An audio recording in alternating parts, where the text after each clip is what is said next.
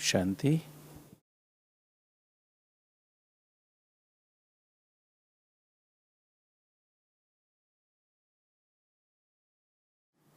जब हम राजयोग की बात करते हैं तो राजयोग या योग लगाने के लिए भी हमको नॉलेजफुल बनने की आवश्यकता है। ज्ञान होना चाहिए ना। हमारा योग है किस आधार पे है? हट के आधार पे तो नहीं है। हमारा योग ज्ञान के आधार पे। ज्ञान का अर्थ क्या है? सत्य की समझ, अंडरस्टैंडिंग ऑफ द ट्रूथ। सत्य की समझ के आधार पे हमारा योग है।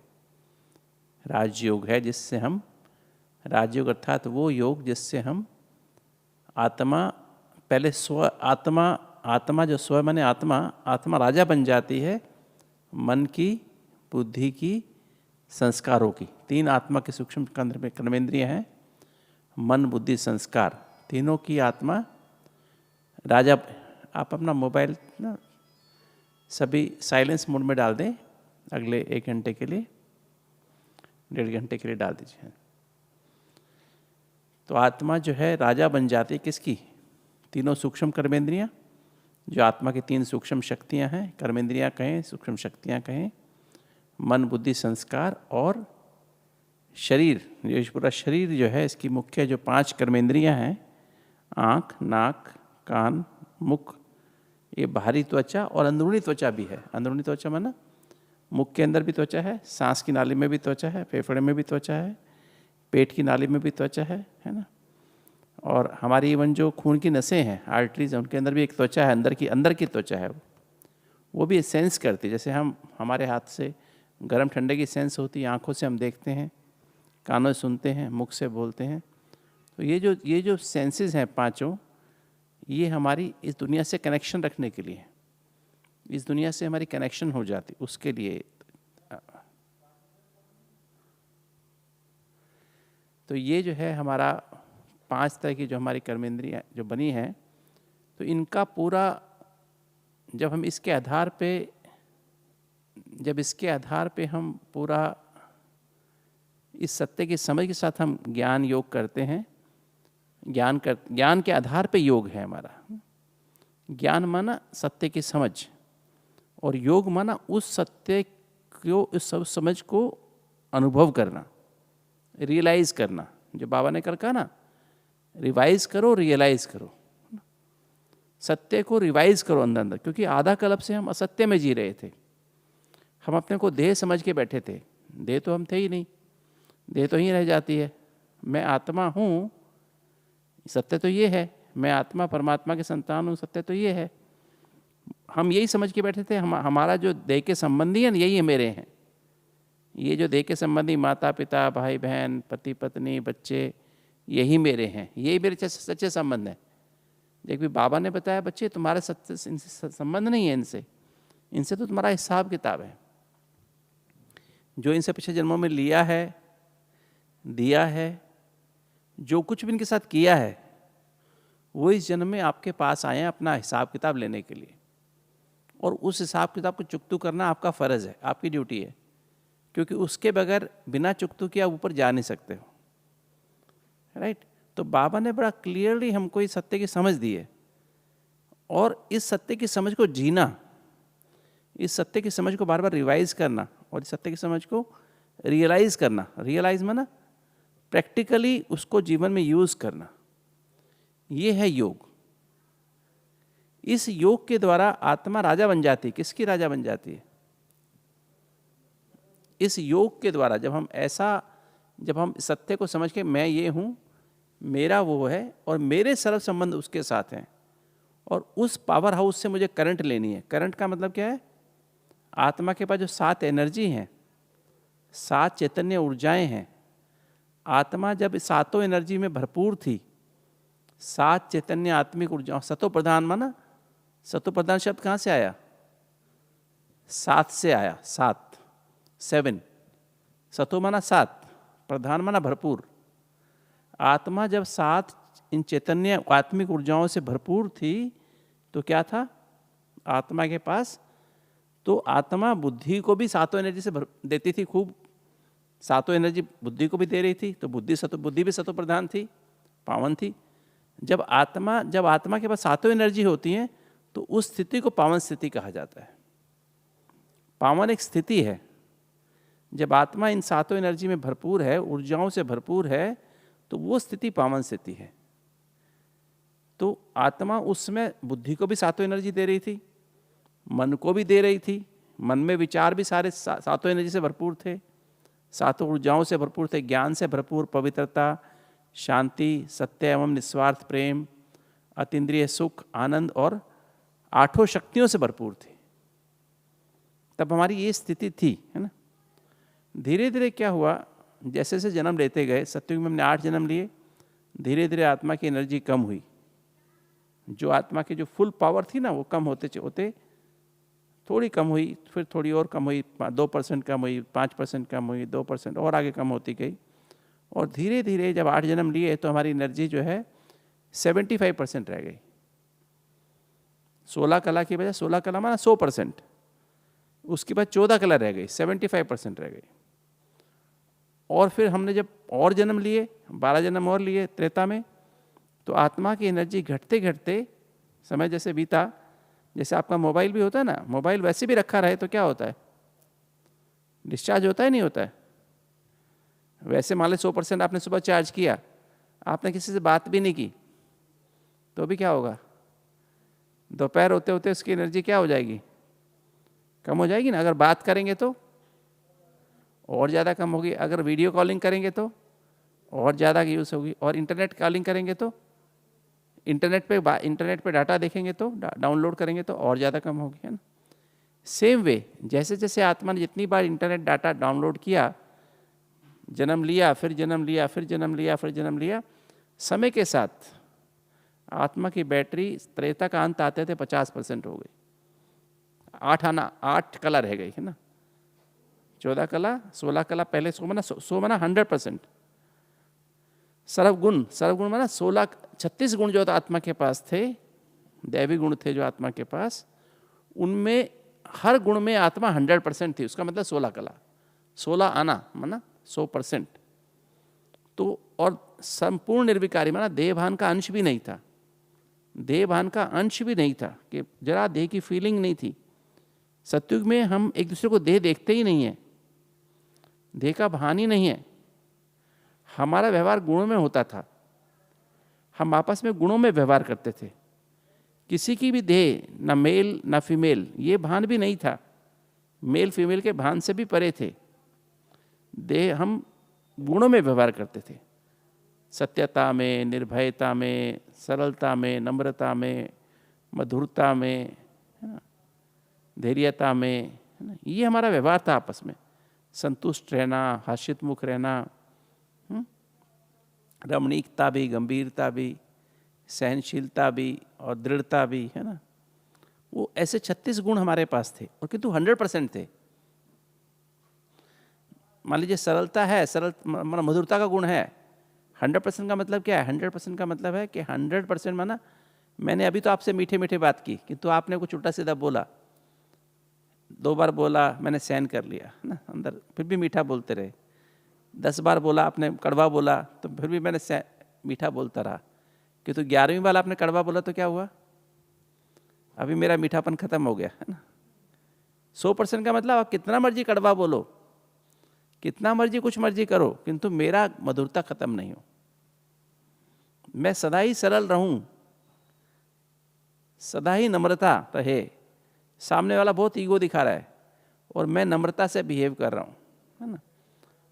10 बार सुना, 20 बार सुना, किंतु 21 बार वाले मैंने भी थोड़ी सी अहंकार दिखा दिया, तो नम्रता में 100% कहेंगे नहीं, कहेंगे ना, कम हुई ना। तो सत्युग में हम 100% हैं।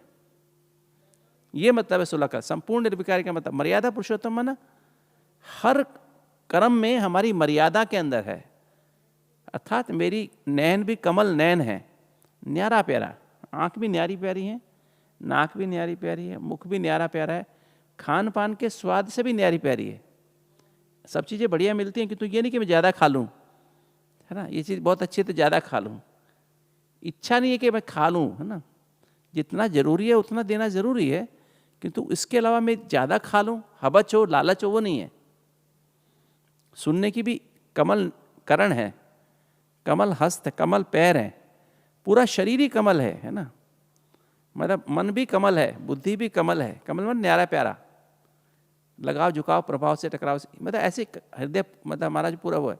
और अहिंसा परमो धर्म, किसी भी तरह की हिंसा नहीं है, वायलेंस नहीं। काम विकार छोड़ा तो लाइट का ताज आ गया, क्रोध लोभ मोह अहंकार छोड़ा और इनके बाल बच्चों को छोड़ा, आलस्य अलबेलापन चिंता भय जल्दीबाजी ईर्ष्या द्वेष को छोड़ा, तो हमारे अंदर क्या आ गया, हमारे अंदर विश्व कल्याण की जिम्मेवारी का ताज आ गया। क्योंकि क्रोध वाला कभी व्यक्ति किसी की सेवा नहीं कर सकता है, कर सकता है? विश्व कल्याण नहीं कर सकता है। लाइट का अगर इस पर लोभ होगा वो भी विश्व कल्याण नहीं कर सकता है ना। ऐसे अहंकार वाला व्यक्ति विश्व कल्याण कर सकता है? अहंकार वाला व्यक्ति भी विश्व कल्याण नहीं कर सकता है ना। तो हमें ध्यान से समझना है कि हमारी जो है विश्व कल्याण की जिम्मेवारी का ताज का मतलब उसी को मिलता है। अगर आप जीवन में अभी भी, क्योंकि हमें देवी देवता यहाँ बनना है कि वहाँ जाके बनना है? सतयुग में जाके बनना है कि यहाँ बनना है? हाँ हाँ, बनना यहाँ है, वहाँ जाके बनेंगे। बनना यहाँ है, तैयारी यहाँ करनी है, वहाँ जाके उसकी प्रारब्ध मिलेगी। ये नहीं कि वहाँ जाकर के हमको सतयुग में जाके हम देवी देवता बन जाएंगे। सुनो, मेरी सबसे रिक्वेस्ट है सभी बहनों से और सभी भाइयों से कि अपने मोबाइल आप साइलेंस में कर लें, है ना। अपने 1 घंटे के लिए अपने मोबाइल को स्विच ऑफ कर दें या साइलेंस में कर दें, बीच बीच में आवाज़ ना बजे ना, तो अच्छा रहेगा। तो सुना आपने, तो वहाँ पर उसके आधार पे जितना लाइट का ताज मिला ना, लाइट का ताज तो मिला हमें पवित्रता, हमने काम विकार को छोड़ दिया, काम विकार माना देह भान को छोड़ दिया, तो हमें लाइट का ताज मिल गया। अभी ऐसे यहाँ बनेंगे ना, और यहाँ जितना काम मतलब क्रोध लोभ मोह अहंकार उनके बाल बच्चों को छोड़ेंगे, उतना हमें विश्व कल्याण की जिम्मेवारी का ताज मिलेगा। आप कहाँ भी रहते हैं, इंदौर में रहते हैं, कहीं भी रहते हैं, मध्य प्रदेश में जहाँ भी रहते हैं, तो वहाँ पर रहते रहते आपको, बेशक आपने कभी भी मध्य प्रदेश के बाहर भी नहीं गए, अपने गांव के बाहर भी नहीं गए, किंतु अगर आप वहाँ ऐसा तपस्या करेंगे कि सब के अंदर सब विकार निकाल देंगे, तो वहाँ रहते भी बाबा आपको सारे विश्व में प्रत्यक्ष करेगा, सारे विश्व में आपके वाइब्रेशन पहुँचेंगे, है ना। तो जब ये सातों आठों, ये जो हमारी जो एनर्जी थी, सातों एनर्जी 50% से कम हो गई। सतयुग में तो, त्रेता में तो हम देवी देवता कहलाते थे, क्योंकि आत्मा राजा थी ना, स्वराज्य अधिकारी। स्व माने आत्मा, आत्मा का राज्य था मन बुद्धि संस्कार पर, 5 कर्मेंद्रियों पर और शरीर के 8 अंगों पर, है ना। हमारा शरीर 80,000 अरब कोशिकाओं से बना हुआ है, तो पूरा उस पर राज्य था। फिर क्या हुआ, आत्मा के 3 सूक्ष्म शक्तियाँ, मन बुद्धि संस्कार, बुद्धि तो सटल है, बुद्धि तो आत्मा के साथ ही थी, मन जो है प्रधानमंत्री था। जैसे ही आत्मा की एनर्जी 49% हुई, तो सारी अब एनर्जी कहाँ चली गई, 51% एनर्जी किसकी हो गई, मन की हो गई। अब प्रधानमंत्री कौन, अब राजा कौन बन गया? जब तक 50% या 50 से ऊपर थी तो आत्मा राजा थी, अभी मन राजा बन गया, है ना। त्रेता द्वापर शुरू होते ही मन राजा बन गया। अब मन राजा बन गया तो मन का कनेक्शन किससे था? शरीर से था। मन का कनेक्शन किससे था? शरीर से था, 5 कर्मेंद्रियों से था। तो मन ने क्या देखा? इस मन से हमें क्या दिखाई दिया? देह दिखाई दी, देह के संबंधी दिखाई दिए, देह के पदार्थ दिखाई दिए, है ना। ये ऐसा करता है, इसका चेहरा ऐसा है, इसका चेहरा ऐसा है, इसकी नाक छोटी है, इसकी नाक बड़ी है, इसकी आँख ऐसी है। पहले तो हम देखते ही नहीं थे ये चीज़ें, सतयुग में तो चीज़ देखते ही नहीं थे, ये तो दिखाई नहीं देती थी, है ना, क्योंकि इतना भमंडल था, इतनी लाइट थी। अब आत्मा की एनर्जी तो कम हो गई थी, तो मन ने क्या किया, मन में अब क्या आ गया? देहभान आ गया, है ना। अब आत्मा तो वश हो गई, किसके? मन के वश हो गई। आत्मा कब्र दाखिल हो गई। कब्र दाखिल माना देह भान के अंदर दाखिल हो गई। अब अब हमने अभी पहले तो हम अपने को आत्मा समझते थे, दूसरे को आत्मा अभी हमने क्या समझना शुरू किया, अपने को देह समझना शुरू कर दिया। क्योंकि देह दिखाई दे रही थी ना, तो देह दिखाई दी तो काम विकार आ गया, है ना। फिर देह काम विकार आया तो क्रोध आ गया, ये मेरी है, ये मेरा है ना। तो उसको देखा, दूसरे के साथ देखा तो गुस्सा आने लगा, है ना, क्रोध आया ना। फिर ये मैं देह हूँ तो मन में डर लगा कि अब इसके लिए ये भी चाहिए, ये भी चाहिए, क्योंकि थोड़ा भूकंप आ गया था, चीज़ें थोड़ी कम हो गई थी, मैं सोने के महल दब गए थे, है ना। तो चीज़ें इकट्ठी, आदमी ज़्यादा थे, लोग चीज़ें कम थी।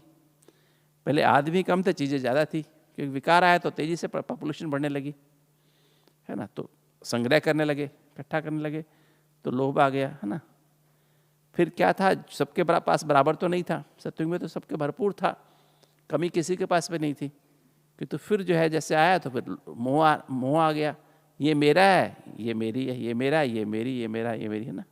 व्यक्तियों के प्रति मोह आ गया, अटैचमेंट आ गया। फिर क्या हुआ, किसके पास ज़्यादा था, किसके पास कम था, है ना। तो अहंकार आ गया, तुम्हारे पास इतना सा है, मेरे पास देखो कितना बड़ा है ना।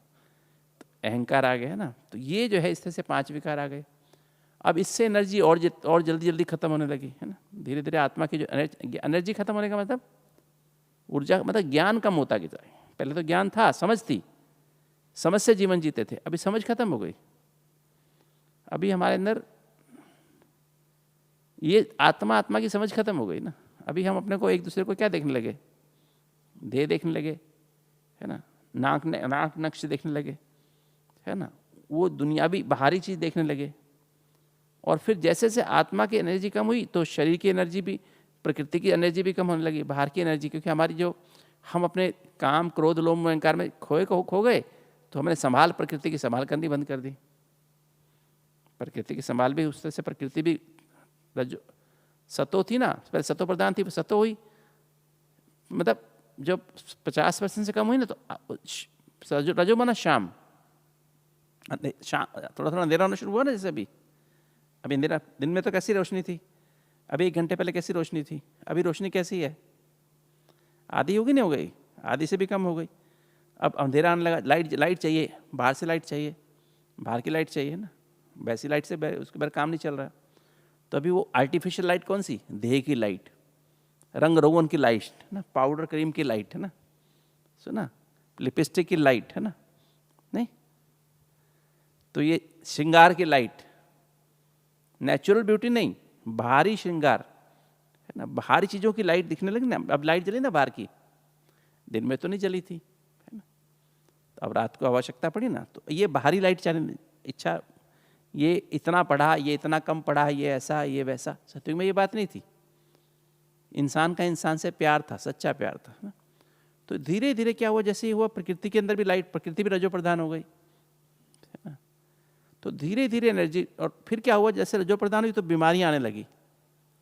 बीमारियां माना डिस ईज, इंग्लिश में कहते हैं डिस ईज, डिस माना लॉस, ईज माना शांति। तो अंदर की शांति खत्म हो गई, पहले मन में शांति खत्म हुई, फिर शरीर में शांति खत्म हुई। तो जैसे ही मन राजा बना तो हम क्या कहलाने लगे, मनुष्य, है ना। मन से शब्द आया मनुष्य, मन के वश में।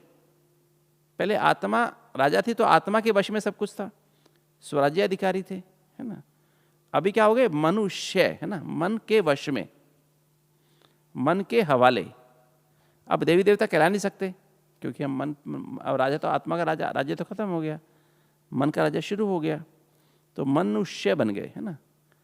फिर इसमें हमने 21 जन्म लिए, फिर क्या आ गया, कलयुग आ गया। कलयुग में आया तो अभी क्या हुआ, अब मन के वश में हम कर्म कर रहे थे ना, अभी क्या हुआ, अब तीसरा नंबर कौन है, बुद्धि, पहले मन फिर संस्कार, अब संस्कार राजा बन गए कलयुग में।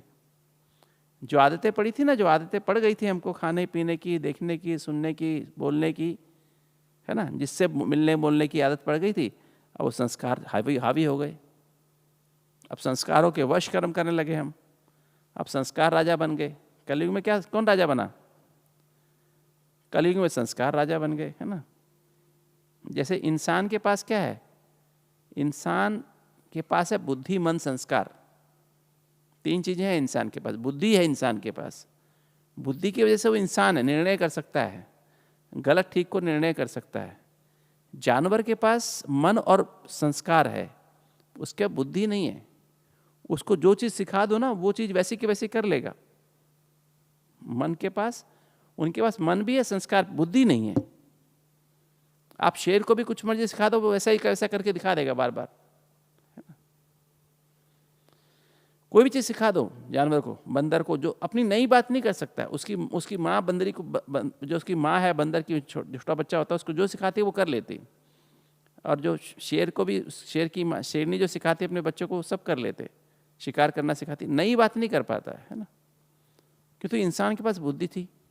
अभी क्या था कि इंसान क्या हो गया, अब संस्कार इतने हावी हो गए कि बुद्धि की आवश्यकता नहीं रही। बुद्धि तो क्या हो गई, एकदम पत्थर बुद्धि हो गई, बुद्धि ने काम करना छोड़ दिया, तो संस्कार हावी हो गए, है ना। और अभी पिछले 80 वर्ष में जब देखो, आप देखो, समझो कि बाबा जब आए थे धरती पर तो 150 करोड़ लोग थे धरती पर। सिर्फ 1936 में धरती पर सिर्फ 150 करोड़ लोग थे, ज़्यादा लोग नहीं थे। उस समय की जनसंख्या सिर्फ 125 कितनी थी, 150 करोड़। और अभी कितनी जनसंख्या है, 760 करोड़। तो कितनी आत्माएं उतरी बाबा के आने के बाद, 610 करोड़ आत्माएं और आई बाबा के ऊपर से। तो ऊपर वाली आत्माओं को कितना कितना कितना कितना हिसाब किताब हुआ, 150 करोड़ तो बाबा के समय से पहले, और बाबा के इतने कर्म। अभी हम देखते हैं काफ़ी लोग ऐसे हैं, आपके मन में क्वेश्चन उठता होगा, हम तो कुछ भी नहीं करते तो भी हमें बीमारी, ब्लड प्रेशर भी, डायबिटीज़ भी, हार्ट की बीमारी भी, देखो एसिडिटी बनती है, सिर में दर्द होता है, गैस बनती है, ये होता है, वो होता है, दमा है ना। और देखो बाहर तो लोग खा पी रहे हैं, मस्त हैं, कुछ भी नहीं उनको हो रहा। खाते पीते मस्ती करते हैं, उनको तो कुछ भी नहीं हो रहा। कभी कभी सोचते हो ऐसे, विचार चलते हैं कभी ऐसे, हाँ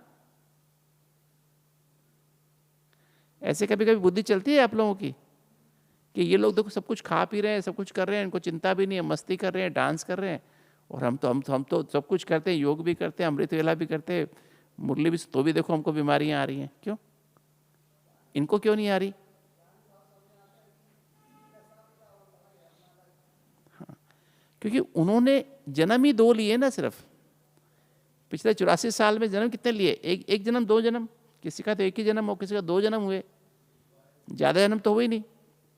कोई तो अभी 40 साल से उतरा है ऊपर, 40 साल, 4,960 साल तो ऊपर ही था, 40 साल से उतरा है सिर्फ, है ना।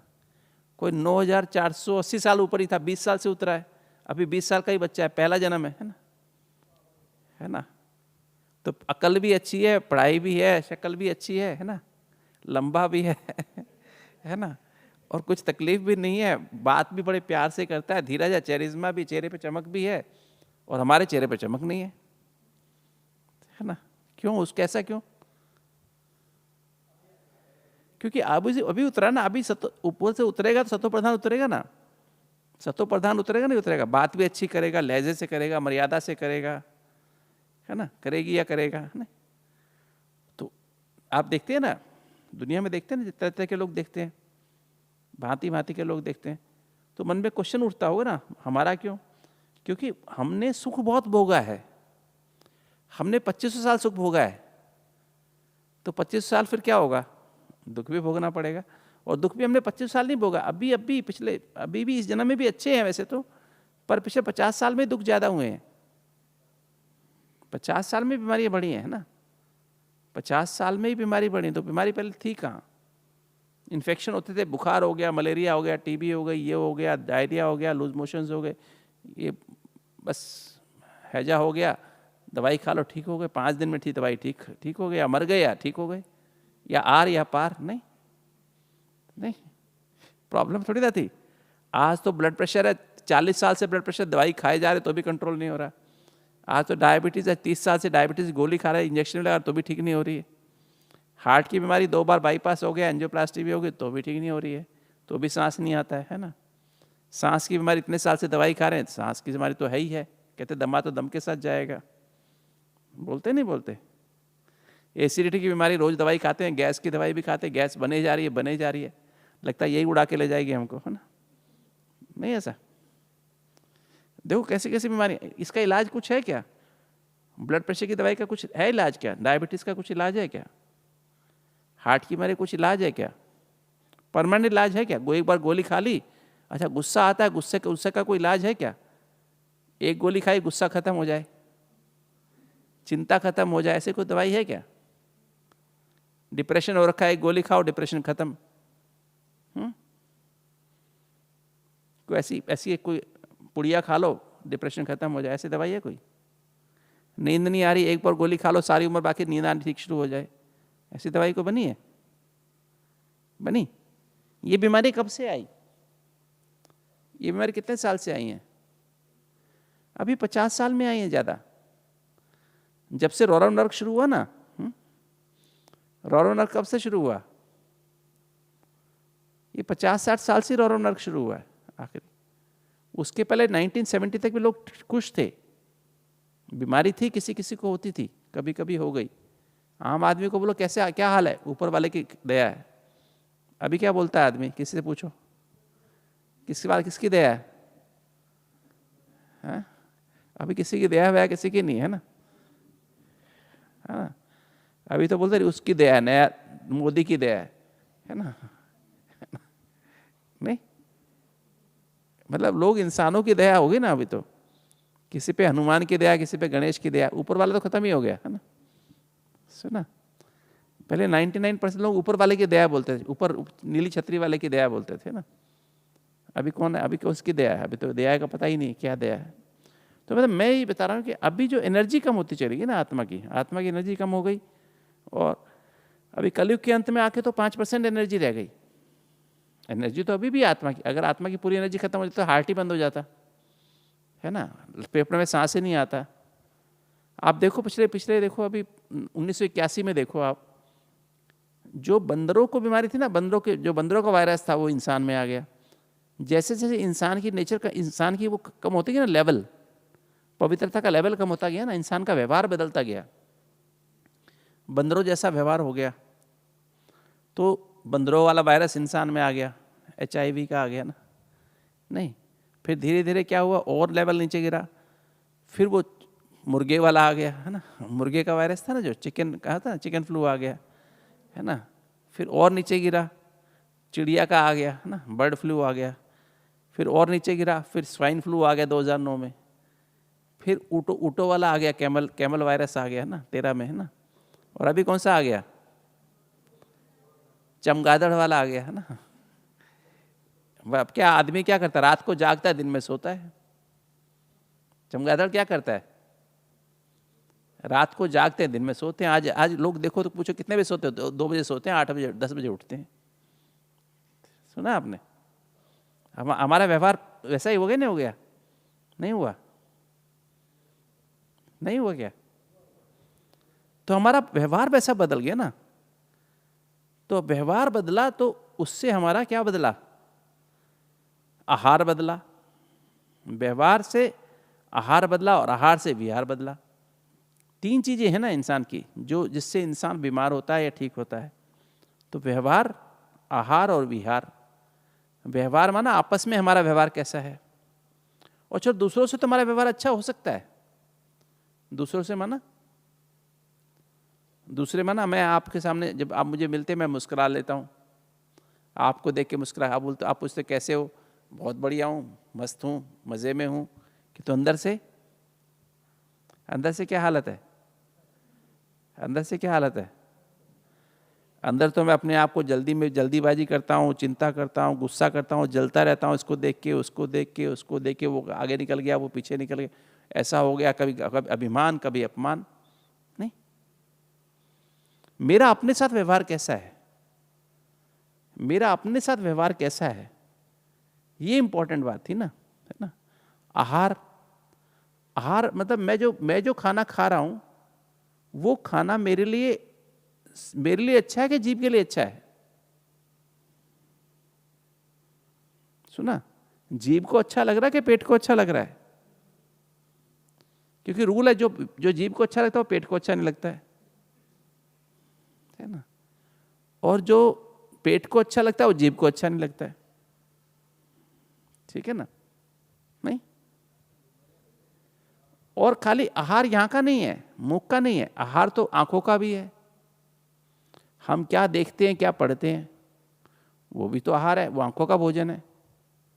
कानों का भोजन क्या है, हम क्या सुनते हैं, क्या नहीं सुनते हैं, उससे भी हमारी अवस्था खराब होती है ना।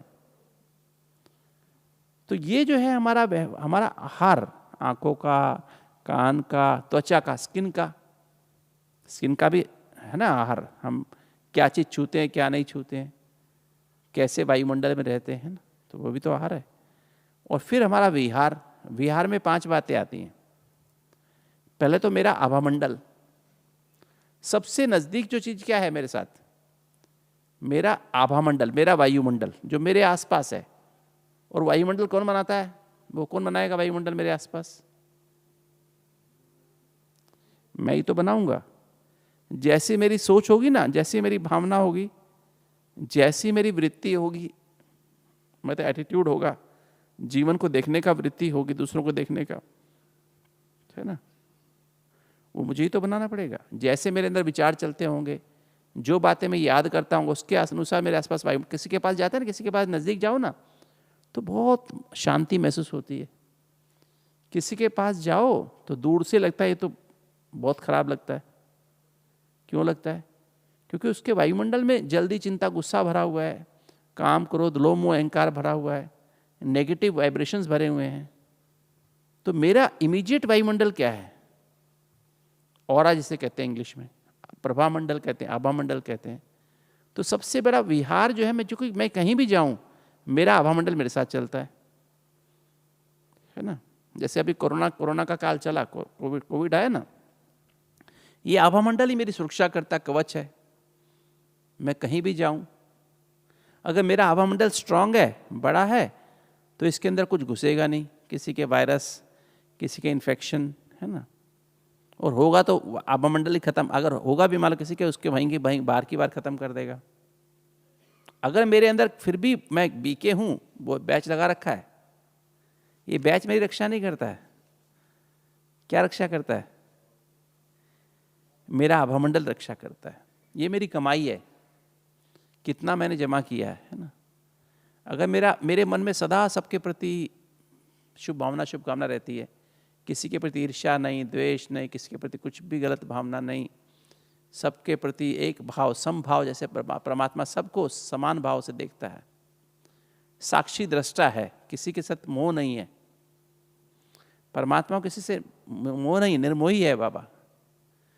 निर्मोही माना उसको किसी से भी न्यारा प्यारा, कमल पुष्प के समान। ब्राह्मण जीवन माना ही कमल पुष्प के समान, है ना। तो अगर मेरा ऐसा है तो मेरा आभा मंडल बहुत सुरक्षित है ना। फिर भी कर्मों का हिसाब किताब किसी आत्मा के साथ है तो फिर भी कोरोना तो हो जाएगा। आभा मंडल को तोड़ के किसका असर करेगा? जिससे मेरा मोह होगा। मेरा आभा मंडल सबके लिए, अगर मेरा आभा मंडल परफेक्ट है कि तू एक व्यक्ति है 100 में से एक आदमी, उसके प्रति मेरा मोह है, अब उस आभा मंडल में छेक हो गया, वो आभा मंडल में छेक हो गया ना अभी। अब क्या होगा? उसका असर, उसका जो भी कुछ होगा ना, वो मेरे अंदर घुस जाएगा। उसकी दूसरों की बात महसूस नहीं होगी, किंतु उसकी बात मुझे थोड़ी सी भी महसूस हो जाएगी। उसको कुछ होगा, मेरी भी तबीयत खराब हो जाएगी, है ना। दूसरे 99 लोग हैं, उनको कुछ होता रहे, मुझे फर्क नहीं पड़ेगा, क्योंकि तो उससे मेरी बैटरी, उससे मेरा कनेक्शन है। तो दूसरों के लिए मैं शक्तिशाली हूं, किंतु उसके लिए मैं कमजोर हूं। सुना?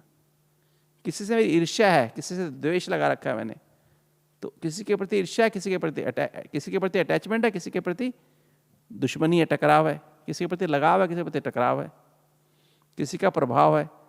तो ये भी छेक है मेरे आभा मंडल में। सुना? ये विहार है। विहार माना कहाँ मैं, कि मेरे आसपास क्या है, मैं कैसे वायुमंडल में रहता हूं। सुना? तो ये विहार, अपना आभा मंडल किसको बनाना है? कौन बनाएगा? शिव बाबा बनाएगा क्या? शिवा बनाएगा? अब मुझे बनाना है। बाबा तो सागर है, उस सागर को यूज करके मुझे बनाना है अपना वायुमंडल, है ना। फिर वायुमंडल के बाद है सैर। वायुमंडल के बाद एक्चुअली संघ है, पहले संघ, संग, कंपनी, है ना। विहार किसके साथ करता हूँ, संग किसके साथ करता हूँ, मेरा संग किसके साथ है ना। मेरे पास संग होना चाहिए किसका, सत्य का संग होना चाहिए। सत्य क्या है, दो ही सत्य हैं। क्या क्या सत्य है बताओ। एक बाबा सत्य है और एक बाबा की मुरली सत्य है। तीसरा तो कुछ सत्य है ही नहीं। आत्मा सत्य है, किंतु मुझे आत्मा को अपने लिए इंप्रूव करने के लिए मेरे लिए मेरा सत्य, मेरे लिए सत्य क्या है, एक परमात्मा है और एक बाबा की मुरली है। क्योंकि परमात्मा की मुरली सत्य है, क्योंकि 100% पॉजिटिव है। परमात्मा तो सत्य है, तो कुछ भी व्यर्थ तो बोल ही नहीं सकता है ना, 100% पॉजिटिव है। तो वो जो है सत्य है। तो बाबा और मुरली का संग हो, सिर्फ टेलीविजन का संग, व्हाट्सएप का संग, फेसबुक का संग, है ना, नहीं, इंटरनेट का संग, उससे बात करनी, उसको ओम शांति, उसको गुड मॉर्निंग, उसको ये, उसको वो, नहीं। आजकल बहुत सारे धंधे हुए ना, बहुत सारे चक्कर शुरू हो गए ना, अखबार का संग ना। ये तो ये संग, ये क्या, ये अंदर से ये इन्फेक्शन है। सुना, ये भी मेरा विहार गलत है। मतलब मैं ऐसे विहार में रहता हूँ ना, ऐसे लोगों, ऐसी चीज़ों के संग में आ रहा हूँ ना, जिनसे मेरे अंदर नेगेटिव विचार, नेगेटिव भावनाएं, नेगेटिव चीज़ें पैदा हो रही हैं, है ना। तो ये विहार हो गया ना। फिर तीसरा विहार सैर। मतलब मैं सैर में ना, जहाँ मेरा जहाँ मैं रहता हूँ उसमें हवा आ रही नहीं, क्या आ रही, मैं कौन सा प्राणी हूँ, ऑक्सीजन चाहिए कि मुझे कार्बन डाइऑक्साइड चाहिए, क्या चाहिए बोलो, क्या चाहिए, ऑक्सीजन चाहिए कि कार्बन डाइऑक्साइड चाहिए।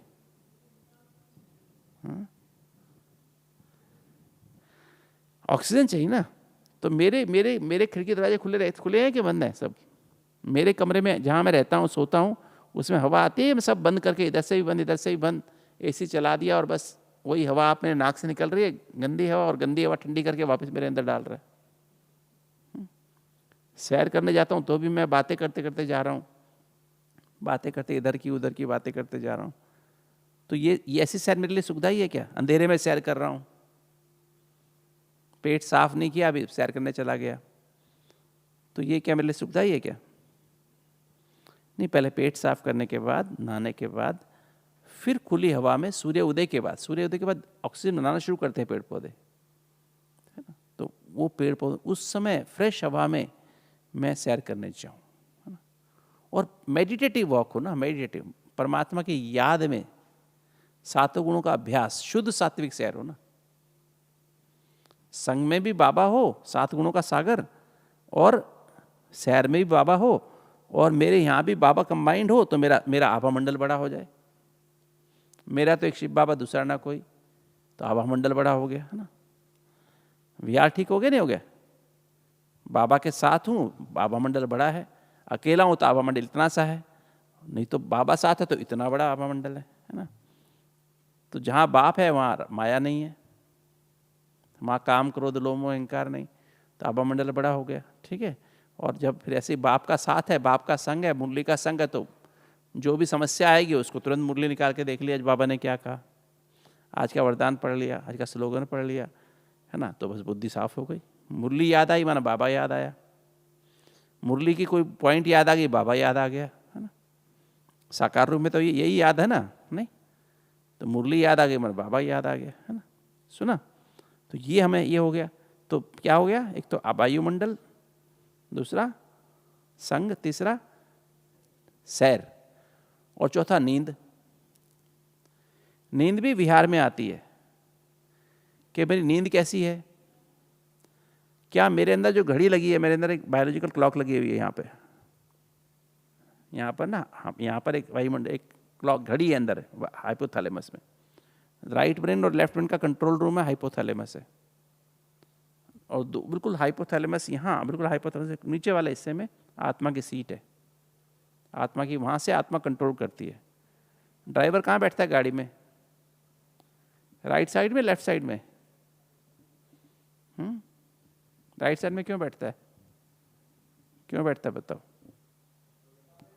क्योंकि वहाँ पे स्टीयरिंग है ना, क्लच है, ब्रेक है, एक्सेलरेटर है, लाइट है, हॉर्न है, पानी है ना, हर चीज़ है ना।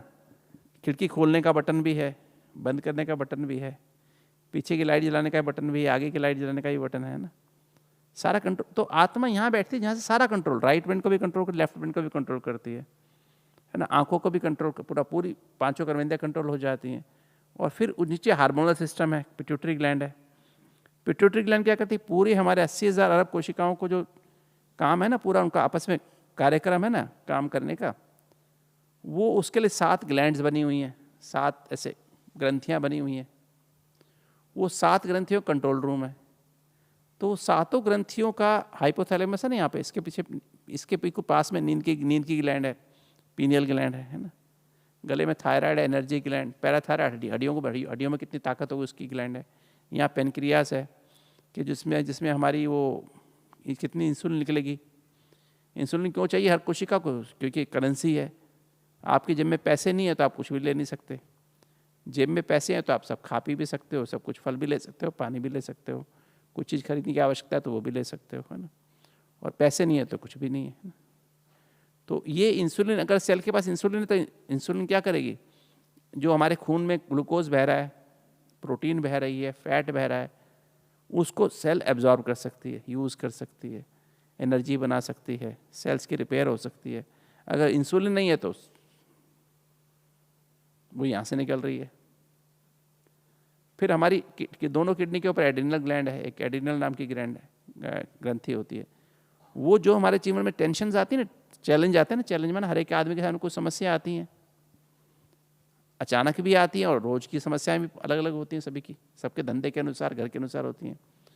तो अचानक समस्या होने के लिए भी हार्मोन है उसके पास, एड्रिनलिन नाम का हार्मोन है। उसको आगे और ज़्यादा बड़ी आगे तो नॉरेड्रेनालिन नाम का हार्मोन है। और जो रोज के काम करने हैं उसके लिए कॉर्टिसोल नाम का हार्मोन है, वो इससे एड्रिनल ग्लैंड से निकलता है ना। और एक हार्मोन और निकलता है, एंटी एजिंग हार्मोन होता है, वो जवान रखने का हार्मोन होता है, वो भी इसी ग्लैंड से निकलता है ना। फिर हमारी मेल या फीमेल ग्लैंड्स हैं, टेस्टिस या ओवरीज हैं। तो ये 7 ग्लैंड्स हैं हमारे पास ना। तो हार्मोनल सिस्टम का कंट्रोल रूम यहाँ पे पिट्यूटरी ग्लैंड, दोनों ब्रेन का कंट्रोल रूम हाइपोथैलेमस है। तो इसके जंक्शन पे आत्मा बैठी है, ऊपर का भी कंट्रोल, नीचे का भी कंट्रोल, नहीं पूरा कंट्रोल है ना उसके पास, है ना। उसके बाद पूरा कंट्रोल, वहां बैठी है कंट्रोलर बन के। और आत्मा कैसे कंट्रोल करती है, आत्मा के पास क्या चीज़ है कंट्रोल करने की, 7 एनर्जी हैं। एक तो ज्ञान है, ज्ञान मतलब सत्य की समझ, ABCD। आत्मा, मैं कौन हूँ, मैं देह नहीं, स्थूल देह नहीं, स्थूल देह को चलाने वाले अति सूक्ष्म चैतन्य ज्योति बिंदु आत्मा हूँ। B माना बाबा, मैं आत्मा किसकी संतान हूँ, परम धाम निवासी अति सूक्ष्म परम चैतन्य परम ज्योति बिंदु परम पिता परमात्मा शिव की संतान हूँ। मैं आत्मा कौन हूँ, 7 चैतन्य आत्मिक ऊर्जाओं का पुंज हूँ। परमात्मा कौन है, 7 चैतन्य आत्मिक ऊर्जाओं का पावर हाउस है, सागर है। और जो मेरा जो शिव बाबा जो है, जो मेरा बाप है, वो क्या करता है, अभी क्या है, ब्रह्मा बाबा बैठा है, कहाँ बैठा है, सूक्ष्म वतन में बैठा है, अव्यक्त ब्रह्मा बाबा। और वो अव्यक्त ब्रह्मा बाबा के द्वारा मुझे क्या किया, उसने दिव्य ब्राह्मण जन्म दे दिया। पहले मेरा जन्म कैसा था, पतित आसुरी जन्म था, है ना। बाबा ने क्या किया, मुझे दिव्य ब्राह्मण जन्म दे दिया। और दिव्य ब्राह्मण जन्म देते ही बाबा ने दिव्य बुद्धि गिफ्ट में दे दी। क्या दे दी, दिव्य बुद्धि गिफ्ट में दे दी है। कौन सी गिफ्ट, जन्मदिन की गिफ्ट है, पैदा होते ही दे दी, बाद में 2 घंटे बाद नहीं। इधर जन्म हुआ, इधर दिव्य बुद्धि रूपी गिफ्ट दी, है ना। दिव्य बुद्धि माना क्या,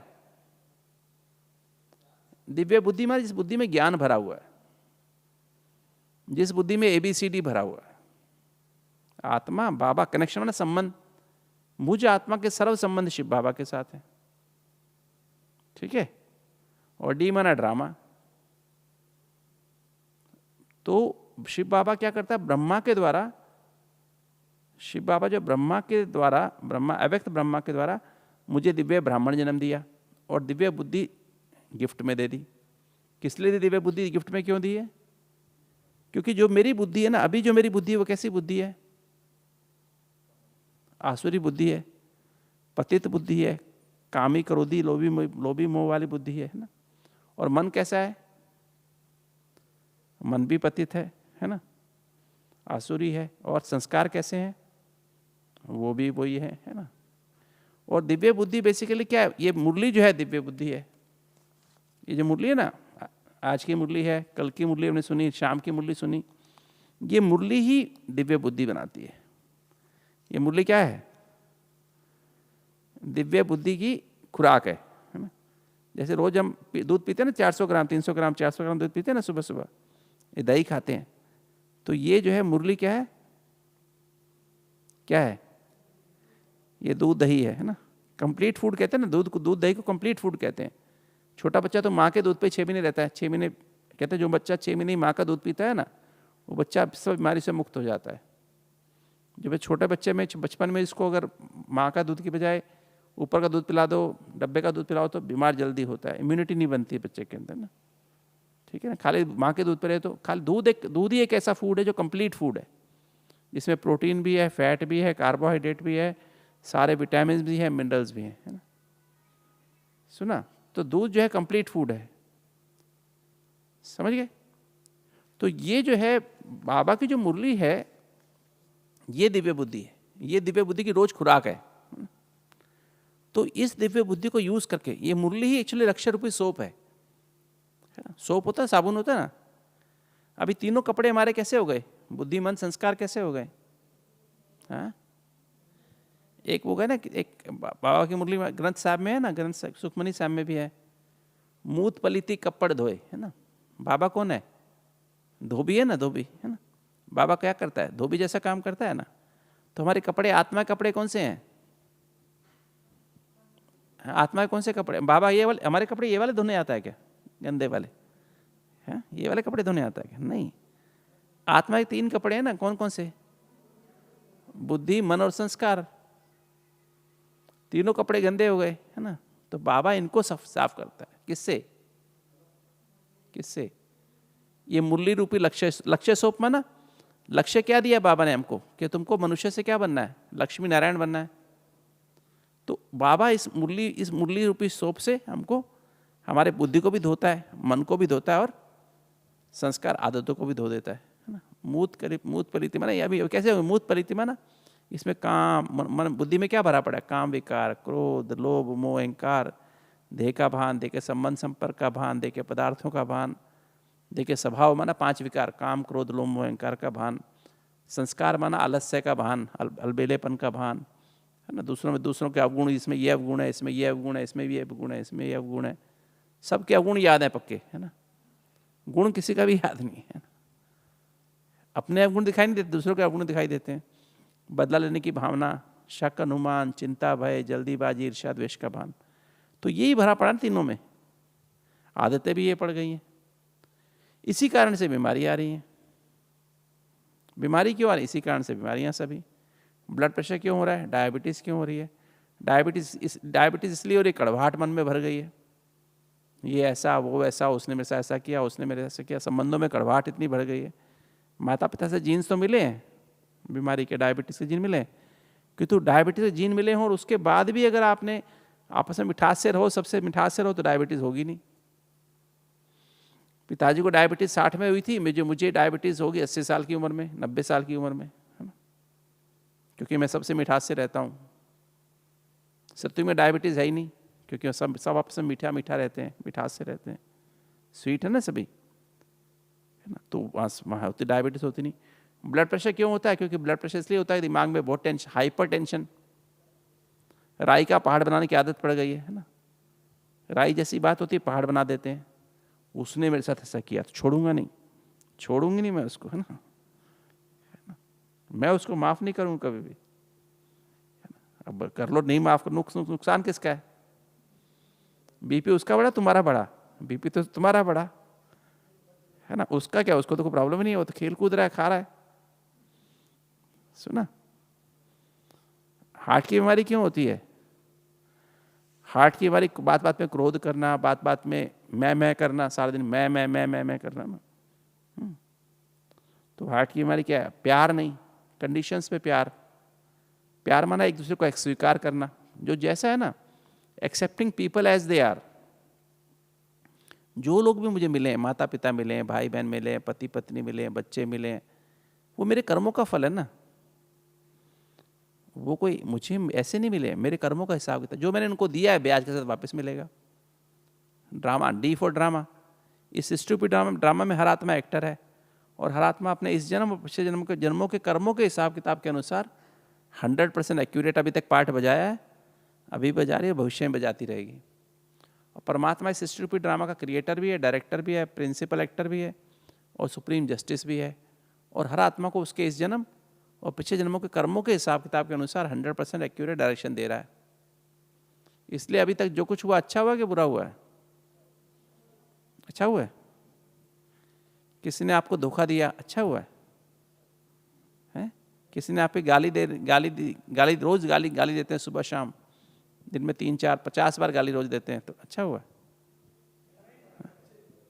इंसल्ट करते हैं, हाँ जी, हाँ, किसी ने आपके 50 लाख रुपए लिए, वापस नहीं दिए।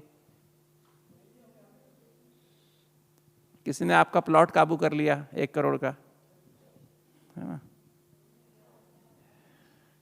और करने वाले कोई नहीं, आपके भाई, आपके चाचा के लड़के हैं, चाचा के मतलब आपके ही घर में ही है ना, आपका ही बेटा बेटी है ना। तो कहा ना, कर्मों के अनुसार नहीं, कर्मों के हिसाब किताब के अनुसार।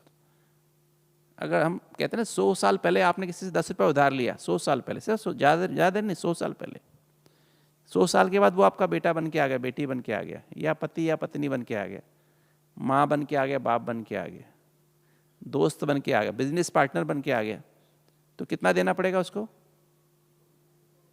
100 साल का ब्याज कितना? हिसाब किताब की बात है ना, कितना हो गया ब्याज? ब्याज बनता है, मैंने हिसाब लगाया था एक बार, 4,18,35,040 रुपया।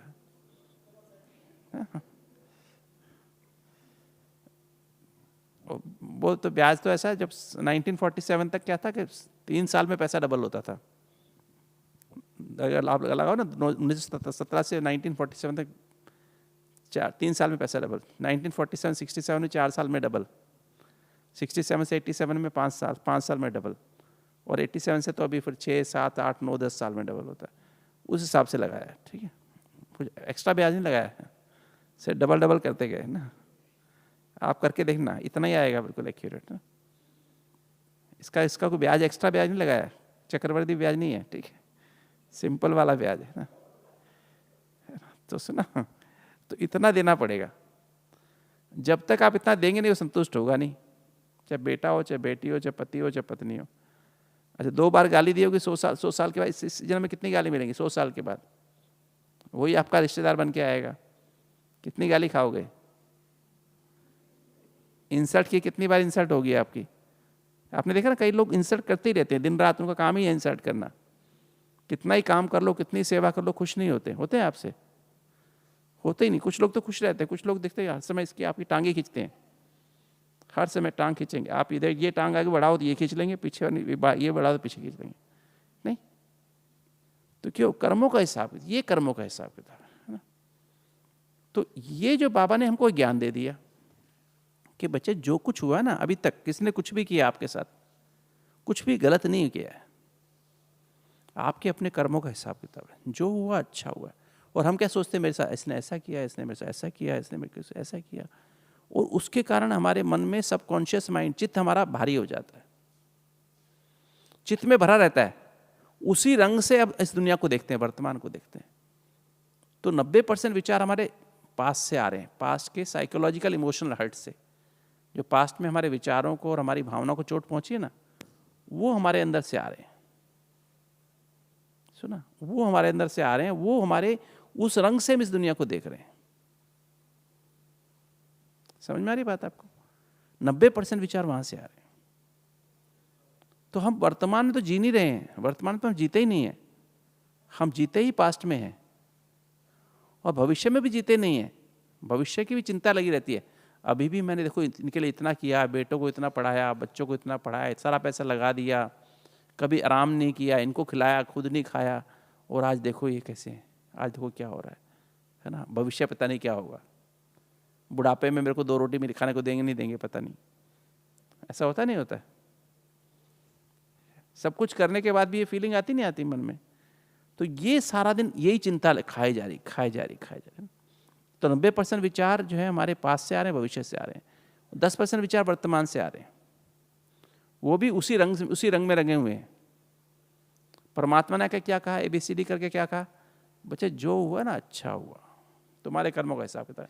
बाबा से कंबाइंड हो जाओ तो समझ में आता अच्छा हुआ, नहीं तो बाबा से कंबाइंड नहीं हो ना तो समझ नहीं आता अच्छा कैसे हो गया, ऐसे कैसे अच्छा हो गया। मेरे 50 लाख मार लिए, इसके ऊपर केस करता हूँ, कोर्ट में केस करते हैं ना 50 लाख और लग जाते हैं, फिर भी काबू होता ही नहीं, 20 साल और लग जाते केस भुगतते हैं ना, 50 लाख और खर्च हो गए, तो ब्याज डबल हो गया नहीं हो गया, 50 का 1 करोड़ खर्च हो गया है ना। मिला क्या, कुछ भी नहीं, तब तक तुम्हारी मृत्यु हो गई। तो मिला तुमको 50 लाख वापस, मिला नहीं, कुछ मिला क्या, कुछ भी मिला नहीं। अब तुम्हारे मुंह में दांत नहीं, 80 साल की उम्र में कोर्ट का केस आ भी गया तुम्हारे फेवर में भी, क्या मिला तुमको तो कुछ मिला नहीं, मुंह में दांत ही नहीं, खाने को कुछ, आंखों से दिखता नहीं है, अभी क्या करोगे, कुछ भी नहीं। तो मतलब ये जो है ड्रामा ऐसा बना हुआ है कि इस बाबा ने ये समझा दिया बच्चे किसी को कुछ नहीं करने की जरूरत है। आज कोर्ट में केस किस चीज के चल रहे हैं, किस चीज के केस चल रहे हैं, यही तो केस चल रहे हैं सारे, इसने कर लिया, ये कर दिया, वो कर दिया, ये धंधे चल रहे हैं, उसी पे प्रॉब्लम चल रही है ना, झगड़े चल रहे हैं। तो प्रॉब्लम बाबा ने समझा दिया जो हुआ अच्छा हुआ। 90% विचार खत्म हो गए, बाबा से कंबाइंड हुए तो खत्म हो गए। और भविष्य क्या होगा, अभी क्या है, अभी बाबा की गोद में बैठा हूँ। ब्राह्मण माना क्या, ब्राह्मणा बेहद, बेहद की बुद्धि वाले, बेहद की बुद्धि माना ABCD वाले, मुरली वाले, मुरलीधर, मास्टर मुरलीधर। अब बाबा की मुरली अंदर बजती रहती है सारा दिन, अंदर सारा दिन बजती रहती है, मैं कौन, मेरा उससे संबंध क्या, और ड्रामा, जो हुआ अच्छा हुआ, जो हो रहा है बहुत अच्छा, जो होने सबसे अच्छा। बाबा की गोद में बैठा हूँ, बाबा से रोज नई नई बातें टचिंग होती रहती है, और मैं इसको यूज कर रहा हूँ तो क्या होगा, भविष्य कैसा होगा। पहले बीज कैसा था, पहले बीज कैसा था, पहले बीज था गलत, काना बीज था, खराब बीज था, तो उसकी उपजाऊ उपज क्या हुई, कांटे बोए तो कांटे मिले ना। अभी क्या बो रहे हैं, अभी हम फूल बो रहे हैं, आम बो रहे हैं, अमरूद बो रहे हैं, तो क्या मिलेंगे भविष्य में, आम अमरूद ही तो मिलेंगे ना। तो अभी अच्छा कर रहे हैं तो भविष्य अच्छा ही होगा। अभी ब्राह्मण में ना बेहद की बुद्धि वाले, और मन को बेहद की बुद्धि से मन को परिवर्तन करने वाले, जो ज्ञान मिला ना, बुद्धि मुरली मिली ना, अब इस बुद्धि इसको मन में, इसके हर विचार में डाल दो मन में। पहले तो पूरी बुद्धि को सत्व प्रधान बनाओ, घोट के अपनी घोट तो नशा चढ़े, फिर मन को परिवर्तन करो, मन मना भव, मना अपने मन के हर विचार, हर भावना में, हर वृत्ति में, हर स्मृति में ये डालो जो बाबा ने बताया आज मुरली में, कल जो मुरली में बताया था वो डालो। तकदीर की तस्वीर बनाओ, है ना, नैन और मुस्कुराहट, है ना, दोनों में वो भरो, परोपकारी वृत्ति दृष्टि बनाओ, तो अंदर भरते जाओ, वरदान भरो, स्लोगन भरो, बार बार रिवाइज करो, रियलाइज करो बार बार, है ना। तो क्या होगा, अब जो है मैंने ये किया ना, तो मन मना भव, है ना, जब मेरा पूरा मन में क्या भरा हुआ है, 63 जन्म के पाप कर्म भरे हुए हैं, और 63 जन्म के जो पाप कर्म बन वो कहाँ पर है, वो जिनके साथ पाप कर्म किए वो कहाँ पर है, किनके साथ किए, माताएं बोलो किसके साथ किए हुए, वो सब हमारे आसपास हैं। ये जो पति पत्नी मिले ना, माता पिता भाई बहन मिले ना, सारे दोस्त पड़ोसी मिले, ऑफिस में काम करने वाले, दुकान पे काम करने वाले, ये सब आपके जन्म जन्मांतर के संबंधी हैं। सुना, कौन है, जन्म जन्मांतर के संबंधी हैं, जो आपके माता पिता हो सकते पिछले जन्म में आपके पति पत्नी, कुछ बच्चे होंगे, है ना, अब आप उनके बच्चे बन गए। जो आपकी पति पत्नी है वो भी पति पत्नी भी कोई जन्म में पति कुछ और रहे होंगे, है ना कहीं आपस में हम आप साथ में ही हैं, सारे पापी इकट्ठे हो गए एक साथ, है ना, सारे पापी एक साथ इकट्ठे हो गए। तो हिसाब किताब इनके साथ ही है हमारे सारे, ये गिन गिन के बदले लेने वाले हैं, ठीक है। सुना, कैसे बदले लेंगे, गिन गिन के बदले लेने वाले हैं। तो मतलब ये हमें बड़ा समझ लेने की बात है, और यही सतयुग में आने वाले हैं, भले ज्ञान में नहीं चलते, आएंगे जरूर, सतयुग में त्रेता में आएंगे जरूर, ये सब आपके ही कुल की आत्माएं हैं। ये मैं समझा करो नॉन बी के है, ये तो ज्ञान में चलती नहीं है, तो चलता ही नहीं, वो आपसे ज़्यादा चलते हैं, ज़्यादा समझ है। देख बोलते ना, आपको क्या ये ज्ञान में चलते हो क्या, गुस्सा कर रहे हो क्या, गुस्सा कर क्या सीख, ये सीख के आए हो, बाबा तो मुरली में ये बोलता तुम ये करते हो क्या, इतना तो मैं भी नहीं करता। बच्चे बोलते हैं मम्मी को, मम्मी मैं तो इतना गुस्सा तो मैं भी नहीं करता जितना तुम करती हो, है ना? नहीं बोलते बच्चे, बोलते ना मम्मी को, बोलते ना आप लोगों को, माताओं को बोलते हैं ना, बाप को भी बोलते हैं, पापा क्या मुरली सुनने जाते हो, ये मुरली सुनते हो क्या, ये कहा था आके घर में बच्चे को डांटना। नहीं बोलते, यही सीख के आए क्या, यही बोलता है आपका बाबा, नहीं बोलते क्या, बोलते हैं नहीं बोलते, है ना? तो यही तो बोलते हैं आपको आके, तो उनको ज्यादा समझ है आपकी ना। तो ये जो है, ये जो मना भव, मन में 63 जन्म के पाप कर्म भरे हुए हैं, उनको पूरा घिस के घोटते जाओ, है ना? तो सब हिसाब किताब बराबर, किसी को कुछ भी कह दे, कुछ भी कर दे, उस पर रिएक्शन नहीं होनी चाहिए। जैसे ब्रह्मा बाबा, सैंपल हमारे सामने, ब्रह्मा बाबा, फॉलो फादर, ब्रह्मा बाबा के क्या नहीं हुआ होगा, सोचो आप, सोचो 380 भाई बहनें, उसका अपना लौकिक परिवार अलग, कमाने वाला कोई कमाई नहीं, है ना, कोई सेवा नहीं, है ना, और अलग अलग रंग रूप के बच्चे, है ना, अलग अलग परिवार के, अभी तो एक परिवार के बच्चे संभालना मुश्किल है, अलग अलग बच्चे थे सारे, तो बाबा ने क्या नहीं सहन किया होगा, कैसे निभाया होगा, टेस्ट, लोगों के अलग अलग टेस्ट, अलग खान पान, अलग पहनावा, तो बाबा ने सबको एक रंग कैसे बना दिया, चंदन का वृक्ष कैसे बना दिया। तो बाबा ने जो किया ना, उसको फॉलो करो। तो अब जब ऐसा किया ना, तो बाबा ने अभी क्या किया, कर्मों का हिसाब किताब को चुकतू कर लिया। ये मन में ही सारे भरे पड़े थे ना, तो मन को एकदम मनमना भव तो मध्याजी भव, मध्याजी माना इतना घोटो इस ज्ञान को, इतना घोटो, इतना मनन चिंतन मंथन सिमरन करो मुरली का, कि मन बदल जाए। मन का हर विचार, मन माना 4 बातें, टीम, थॉट्स, इमोशंस, एटीट्यूड्स और मेमोरीज। हर विचार, हर भावना, हर वृत्ति 100% रूहानी वृत्ति बन जाए, 100% रूहानी दृष्टि बन जाए, रूहानी वायुमंडल बन जाए, रूहानी इंप्रेशन बन जाए, रूहानी बिलीफ सिस्टम रूहानी बन जाए। ना राहु की दशा, ना शनिचर की दशा, कोई दशा नहीं, एक ही दशा। कौन सी दशा? बस बृहस्पति की दशा ना, बस एक ही दशा। ये नहीं कि शुक्रवार माता नाराज हो गई, पिताजी नाराज हो गए, अभी ये करूं वो करूं, वो कुछ भी नहीं, ना राहु ना शनि, ना कोई दशा नहीं, है ना, किसी की प्रवाह नहीं। आज शुक्रवार, आज शनिवार, आज मंगलवार को बाल नहीं कटवाने, मंगलवार को जाके बाल कटवाओ, ठीक है, ठीक है, सोचना नहीं, ये सब भ्रम नहीं कि मैं ऐसे करके बैठूं, ऐसे करके बैठूं, ये करके बैठूं, दुनिया ने ये कहा तुम्हारा ऐसा अच्छा हो, नहीं, बाबा ने क्या कहा, बस मेरा तो एक शिव बाबा, दूसरा ना कोई। जो ब्रह्मा ने किया, कुछ नया बनाने की जरूरत नहीं है, किसी कुछ नया कहने की जरूरत नहीं है, है ना। जब 100% करेंगे तो मनमना भव मध्याजी भव, मध्याजी माना देह भान से ऊपर, मध्याजी माना मेल फीमेल के भान से ऊपर, फरिश्ता मेल फीमेल के भान से ऊपर कौन है? फरिश्ता फरिश्ती होते हैं क्या? एक फरिश्ता, ये फरिश्ती, ऐसा है क्या? मेल फीमेल का भान ही नहीं है, देह भान से ऊपर फरिश्ता। तो मध्याजी माना फरिश्ता सो देवता, उस फरिश्ते में रंग भर दिए, कौन से वाले? दैवी गुणों के रंग, देवी देवताओं के रंग उसके गुण भर गए, है ना, तो देवता बन गए। देवता माना विष्णु, है ना, विष्णु माना जिस प्रवृत्ति में विष का एक अणु भी नहीं है। विष्णु शब्द कहां से आया? जिसमें एक विष का अणु भी नहीं है। प्रवृत्ति का मतलब क्या है? प्रवृत्ति का मतलब पति पत्नी नहीं है। प्रवृत्ति का मतलब क्या है? प्रवृत्ति, पहली मेरी प्रवृत्ति कौन सी? बुद्धि, फिर मन, फिर संस्कार, 5 कर्मेंद्रियां, इस शरीर के 8 अंग। मेरी बुद्धि में एक विष का अणु, विष माना काम, क्रोध, लोभ, मोह, अहंकार, इनका एक अंश भी ना रहे। क्रोध का, लोभ का, मोह का, अहंकार का कोई भी अंश ना रहे। मैं नर माना मैं उस परमात्मा से इतना, आत्मा उस परमात्मा से कंबाइंड हो जाऊं, ये है विष्णु। आत्मा परमात्मा से कंबाइंड होकर के अपनी बुद्धि, मन, संस्कार और 5 कर्मेंद्रियों और शरीर के 8 अंगों में विष का एक अणु भी ना रहे।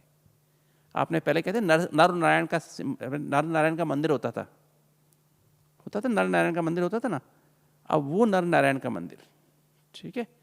तो जब ऐसी स्थिति बनेगी तो आपकी आत्मा से जो आत्मा में जो परमात्मा से करंट कंबाइन से करंट आएगी और मन 100% पॉजिटिव होगा, टीम पॉजिटिव होगी, बाबा की मुरली मन में बसी होगी, तो क्या होगा, आपके 8 अंगों में ये 7 एनर्जी जाएंगी, जिससे आपका पहले तो मन स्वस्थ हो गया, मन में बाबा का एक हर विचार आ गया, मन स्वस्थ हो गया, खुशनुमा हो गया। और फिर शरीर की 80,000 अरब कोशिकाओं को 7 एनर्जी चाहिए। 7 एनर्जी चाहिए तो हर शरीर में जितने भी टॉक्सिन्स हैं सारे निकलने शुरू हो जाएंगे। भले शरीर पुराना है, भले इसमें जगह जगह पाप कर्म भरे हुए हैं, जगह जगह अब हवा नहीं है, प्रॉपर हवा नहीं है, खाना पीना प्रॉपर नहीं है, तो भी ये शरीर साथ देगा। अब आने वाले समय में दवाइयाँ नहीं रहेंगी, ना थायराइड की दवाई रहेगी, ना डायबिटीज़ की, ना ब्लड प्रेशर की, ना हार्ट की। अभी देखा आपने लॉकडाउन में तो भी दवाई मिलनी बंद हो गई थी ना थोड़े दिन के लिए, तो है ना, कुछ भी मिल नहीं रहा था। अभी तो ऐसा समय आएगा जब थोड़ा सा और आगे चलो और तरह तरह के वायरस आएंगे, बढ़िया बढ़िया, है ना, जिनका कोई इलाज नहीं होगा। अब 7 महीने में कोई दवाई निकली क्या वायरस की? कोई दवाई निकली नहीं। इम्यूनिटी दवाई है ना, जिसकी इम्यूनिटी है वो 80 साल का भी बच रहा है, जिसका इम्यूनिटी नहीं होती 30 साल का भी जा रहा है ना। तो ऐसे इसके और भी पिताजी आने वाले हैं, ठीक है, बड़े बड़े वायरस आने वाले हैं। बड़े वायरस छोटे होंगे किंतु असर बहुत ज़बरदस्त होगा, है ना। और भी तरह तरह की बीमारियाँ, 5 तत्व आएंगे बड़े रूप में, बेहद के रूप में आएंगे, इकट्ठे आएंगे, है ना। और विकार भी बहुत कंबाइंड रूप में आएंगे, है ना। तो हर चीज़ बेहद में आने वाली है ना। विनाश भी बड़ी ज़बरदस्त तरह से होगा। ऐसे ऐसे सीन है जो कि आपको पता ही नहीं है, किसी को हम इमेजिन भी नहीं कर सकते, सोच भी नहीं सकते ऐसे ऐसे सीन आने वाले हैं। तो अब ये समय है हमें अपने इतनी एनर्जी निरंतर चलते फिरते उठते बैठते बाप से कंबाइंड रहो, देह और देह की दुनिया से मन बुद्धि को समेट के बिंदी आत्मा बन के परमधाम घर में बिंदी बाप से कंबाइंड, उस कंबाइंड स्थिति से और मन में सिर्फ मुरली बसी रहे। क्योंकि आत्मा से आत्मा की जो करंट है ना वो मन के द्वारा बॉडी में जाती है, और मन में एनर्जी ब्लॉक होगा ना। एक्चुअली हमारा मन जो है सिर्फ 5 से 8% ही कॉन्शियस मन है। जैसे आप मुरली पढ़ते हो ना, अभी सुबह मुरली सुनते हो, योग करते हो, अभी भी 5 से 8% मन ही आपका कॉन्शियस है। कॉन्शियस माना आपके कंट्रोल में है। 92 से 95% मन अभी भी आपके कंट्रोल में नहीं है। सुबह चार्ट बनाते हो आप, मैं आज ये करूँगा, आज ये करूँगा, आज ये करूँगा, आज ये करूँगा, शाम को देखो कितना % फॉलो हुआ, दिखाई देगा 5% ही फॉलो हुआ जो बाबा ने सुबह कहा था, है ना। तो मन अभी हमारे कंट्रोल में नहीं है। कॉन्शियस मन इतना ही है, सब कॉन्शियस जो पुराने जन्मों का, इस जन्म का पूरा पाप कर्म के ना वो भरे पड़े हैं उसमें। अनकॉन्शियस पिछले जन्मों का, 63 जन्मों का, 62 जन्मों का, तो जो पाप कर्म भरे ना उनको निकालना है। वो क्या होगा, अब जैसे मान लो तुमने योग किया तो 5% ही करंट अंदर गई ना बॉडी में, तो तुमने 100% योग किया पर करंट तो 5% ही गई। क्यों वो क्यों नहीं जा रही? क्योंकि बेहद की वैराग्य वृत्ति नहीं आई है। अभी कहीं ना कहीं बुद्धि लगी है, जो शेयर मार्केट में पैसा डाल रखा है, बैंक में पैसा पड़ा हुआ है, बच्चे का चल रहा है, बच्चे की पढ़ाई चल रही है, ये चल रहा है, वो चल रहा है, कहीं ना कहीं वैराग्य है, वैराग्य नहीं है, राग है, कहीं ना कहीं राग है, वैराग्य नहीं है, द्वेष है किसी के प्रति, किसी के प्रति लगाव है, किसी के प्रति झुकाव, किसी के प्रति प्रभाव, किसी के प्रति टकराव। ना अभी बेहद की वैराग्य वृत्ति आई, ना अनासक्त वृत्ति आई है। अभी खाने पीने की इच्छा, पहनने की इच्छा अभी भी खत्म नहीं हुई है ना। मास्क तो पहन ली, है ना, ये तो आपने इच्छा नहीं की थी, मिल गई नहीं, मास्क मिली, सबको मास्क मिली, मास्क मिली नहीं मिली लगाने के लिए मुंह पे, है ना, मास्क मिली ना। तो अनासक्त वृत्ति चाहिए थी ना। और फिर उपराम वृत्ति, है ना, जब ये आएगी ना बेहद की वैराग्य, अनासक्त वृत्ति और उपराम वृत्ति, तब एकांतवासी, तब एक के अंत में खो गए, तब अंतर्मुखी बनेंगे, फिर एकांतवासी, फिर एकाग्रता होगी, है ना, फिर एक नामी आएगी, फिर एक रस स्थिति आएगी। तो जब वो सारा अटैचमेंट खत्म हो ना, सारा नष्टोमोह स्मृति लब्धा हो जाएगी ना, तब जाकर के वो करंट 100% करंट इधर आएगी, यूँ आएगी, 100% यूँ जाएगी। फिर थायराइड भी ठीक, डायबिटीज़ भी ठीक, ब्लड प्रेशर भी ठीक, हार्ट की बीमारी भी ठीक, सब ठीक, दमा भी ठीक, सब ठीक, ठीक माना। फिर दवाई की आवश्यकता, दवाई मिलेगी भी नहीं और आवश्यकता भी नहीं होगी, समझ रहे। तो अभी जितना अंतर्मुखी माना, 1 सेकंड में देह से डिटैच में शरीर आत्मा हूँ, अशरीरी बाप के साथ परम धाम घर में कंबाइन। ये है अंतर्मुखी का मतलब। तो चलते फिरते उठते बैठते, अब ये प्रैक्टिस की आवश्यक, इसको अशरीरी स्थिति की प्रैक्टिस कहते हैं ना। ये चलते फिरते एकदम डिटैच हो जाओ, देह और देह की दुनिया से मन बुद्धि को हटा लो और बिंदी बन जाओ। बिंदी बन के परम धाम घर में बिंदी बाप से कंबाइन हो। करंट बस बैटरी चार्ज हो रही, बैटरी चार्ज हो रही। हर 10 मिनट में एक बार कर लो, है ना, 6 बार कर लो घंटे में। लगे रहो सारा दिन, लगे रहो चुपचाप, अंदर ही अंदर करना है। 1 मिनट करो, आधा मिनट, 10 सेकंड करो, बार बार करते रहो। फिर धीरे धीरे अभ्यास बनता जाए। अभ्यास बनते में तो मन में मुरली बजती रहे सारा दिन, सारा दिन मुरली बज। कुछ और मत करो, किसी तरफ मत देखो। कोई कुछ मर्जी बोले, कुछ मर्जी करे, बच्चे करें, बड़े करें, छोटे करें, ऑफिस में हो, पैसा हो, नीचे इंक्रीमेंट हो, ना मिले, कम मिले, अपनी 2 रोटी खाओ, 2 से तीसरी रोटी मत खाओ। आदत डालो 2 के अलावा तीसरी रोटी खाना की बंद कर दो। खाते हो तो बंद कर दो, ठीक है, कि 2 ही मिलेगी। बाबा ने 3 रोटी के लिए नहीं कहा, है ना। कितनी मिलेगी? 2 ही मिलेगी, 3-4 नहीं मिलेंगी, है ना। तो 2 रोटी खाओ और प्रभु के गुण गाओ, है ना। बस अपना ऐसे एकदम निश्चिंत होके बस सारा दिन रमता योगी बन जाओ, है ना। तो फिर वो करंट आएगी तो फिर सारे शरीर के हर अंग में सातों एनर्जी जाएंगी। और ये जैसी पुरानी गाड़ी है ना, खटारा गाड़ी, भले खटारा है, अच्छा ड्राइवर खटारा गाड़ी को भी चला लेगा, ठीक है। और नया अनाड़ी ड्राइवर नई गाड़ी को भी खटारा बना देगा एक दिन में, है ना। तो इसलिए अच्छे ड्राइवर, बाबा हमें अच्छे ड्राइवर बनाने आए, है ना। गाड़ी बढ़िया वाली मिलेगी, मर्सिडीज मिलेगी आपको सबको ना सतयुग में, है ना। अभी तो जैसी गाड़ी वैसी चलाओ, है ना, चलाएंगे। चलिए अभी हम अनुभव का 10 मिनट हमारे पास है। तो ये राजयोग की ये कमाल है ना, कि बाबा ने मुरली में बताया कि अंत में ये शरीर भी स्थिर हो जाएगा, तंग नहीं करेगा। अंत में स्थिर हो जाएगा, दवाई नहीं होंगी तो भी स्थिर हो जाएगा। जैसी भी शरीर है वैसा चलेगा। अभी खाओ, नहीं करना आज जाके दवाई छोड़ देना, ऐसे नहीं करना। जब तक दवाई मिल रही है खाओ, पर अपने अंदर से बेहद की वैराग्य, अंतर्मुखी बनो और बेहद की वैराग्यवृत्ति धारण करो। अनासक्त वृत्ति, कुछ खाने पीने की इच्छा, ये खा लूँ वो खा लूँ, बंद खत्म कर दो। सिंपल रोटी खाओ। कभी गाय भैंस खाती है क्या? कभी गुलाब जामुन खाती, कभी हलवा खाती, कभी ऐसे खाती क्या? कभी मसाला डाल के नींबू डलवा के उस पर निचोड़ के ऐसे खाती है क्या? गाय भैंस ऐसा भोजन खाती है क्या? नहीं यार, थोड़ा नमक तो डालो, काली मिर्च डालो, थोड़ा सा डाल के देते हो उसको, नींबू डाल के देते हो क्या? सिंपल भोजन खाओ ना, पेट भरने के लिए खाओ ना, बाबा की याद में खाओ, ठीक है। तो ये जबरदस्ती हठयोग वाली बात नहीं है, पर सादा जीवन, उच्च विचार, जैसे ब्रह्मा बाबा ने किया, है ना। ब्रह्मा बाबा कुछ अपने आप कुछ स्पेशल नहीं, भले चीजें बनती थी, बाबा तो नाम मात्र ऐसे करके इतनी सी यूं रखेंगे बस, कभी नहीं खाते थे। आसक्ति नहीं थी बाबा को, ना पहनने की आसक्ति थी। कोई भी बढ़िया स्वेटर लाया, बढ़िया जर्सी लेके आया, शॉल लेके, बाबा ने कभी नहीं पहनी। बाबा ने अपनी सिंपल वाली चीजें पहनी। बाबा ने कभी भी किसी का लिया हुआ कपड़ा नहीं पहना, दिया हुआ कपड़ा नहीं पहना, है ना। सिंपल चीजें, सिंपल झोपड़ी में रहे, पैसा भले दूसरे जैसे मर्जी करें, पर आप अपने सरल विचार रखो।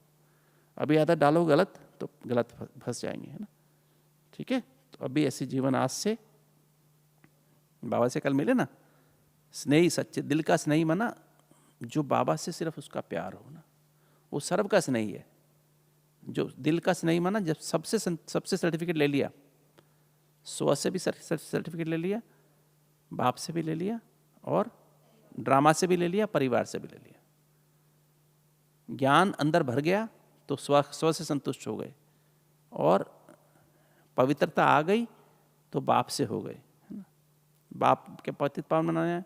और शांति माना, जब जो हुआ अच्छा हुआ, जो हो रहा है बहुत अच्छा, जो है सबसे अच्छा, तो शांति आ गई। 30 विचार आके 3 विचार रह गए, 30 के 3 ही रह गए, शांति आ गई। तो ये हो गया, ड्रामा से संतुष्ट हो गया, ड्रामा संतुष्ट हो गया, आप ड्रामा संतुष्ट हो गए, और सबको स्वीकार कर लिया। हर एक आदमी को, हर एक दुनिया में कोई कुछ भी कर रहा है, ट्रम्प कर रहा है, चाहे वो कोई भी कर रहा है ना। क्या नाम है उसका, नॉर्थ कोरिया वाले का और चाइना वाले का, या क्या नाम है, कौन सा सूंगा पता नहीं उसका जो भी है ना, जिसका भी, ईरान वाले का, आर्मेनिया वाले का, अजरबैजान, जो भी जैसा कर रहा है, साक्षी, हमें क्या लेना उनसे, वो सत्युग में आने वाले तो है नहीं, इसलिए चिंता करने की आवश्यकता नहीं है ना। तो मस्त कलंदर बन के रहो, खुश रहो, आबाद रहो, ठीक है। यहाँ रहो चाहे इंदौर में रहो, मध्य प्रदेश में रहो। ओके, ओम शांति। चलिए सीधे होके बैठ जाओ, 7 मिनट हमारे पास है। मैं बहुत ही स्लो आपको थोड़े से विचार दूंगा, उसको आप उस पर आप अनुभव करना। सभी अनुभव करो, मैं ये स्थूल देह नहीं, इस स्थूल देह को चलाने वाली अति सूक्ष्म चैतन्य ज्योति बिंदु आत्मा, 7 चैतन्य आत्मिक ऊर्जाओं का पुंज, दोनों भ्रुकुटियों के मध्य, राइट और लेफ्ट ब्रेन के कंट्रोल रूम, हाइपोथैलेमस एवं पूरे शरीर के हार्मोनल सिस्टम के कंट्रोल रूम, पिट्यूटरी ग्लैंड के जंक्शन पर विराजमान हूं। अनुभव करो अपने मस्तक के मध्य इस चमकती हुई 7 चैतन्य आत्मिक ऊर्जाओं का पुंज आत्मा को।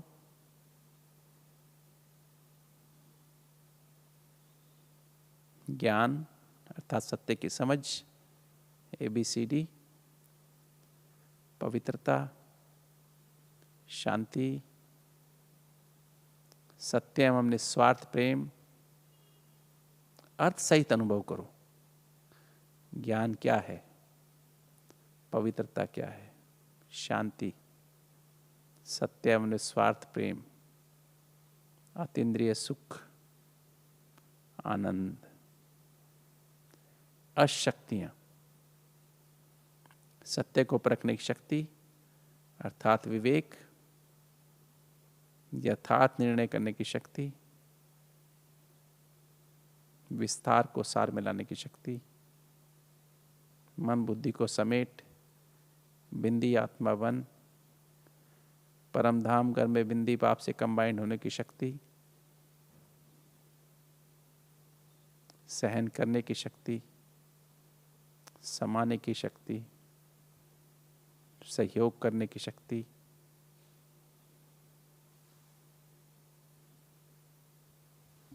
इन 7 चैतन्य आत्मिक ऊर्जाओं का बैलेंस, सामंजस्य, और इन 7 चैतन्य आत्मिक ऊर्जाओं के सामंजस्य से पैदा हुई हीलिंग एनर्जी। मैं आत्मा मस्तिष्क की सभी 100 अरब कोशिकाओं को, शरीर के 5 कर्मेंद्रियों को,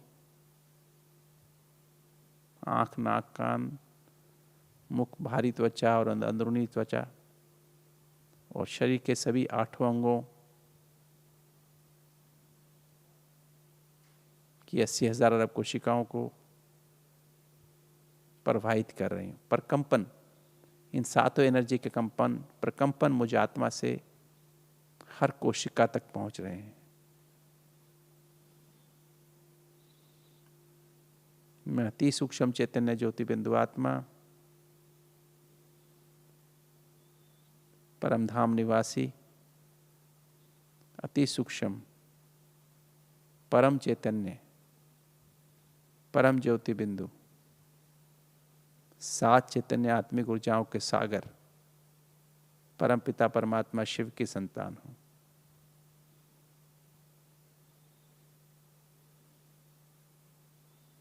मैं आत्मा परमधाम घर में परमपिता परमात्मा शिव से कंबाइंड हूं। इस कंबाइंड स्थिति से 7 चैतन्य आत्मिक ऊर्जाओं के पावर हाउस से कंबाइंड स्थिति से मैं आत्मा अपनी मुझ आत्मा की तीनों सूक्ष्म शक्तियां, मन बुद्धि संस्कार और शरीर के मस्तिष्क की 100 अरब कोशिकाएं, 5 कर्मेंद्रियां, आँख, नाक, कान, मुख, बाहरी त्वचा और अंदरूनी त्वचा, शरीर के सभी 8 अंगों की 80,000 अरब कोशिकाओं को मैं आत्मा इस कंबाइंड स्थिति से पोषित कर रही हूँ।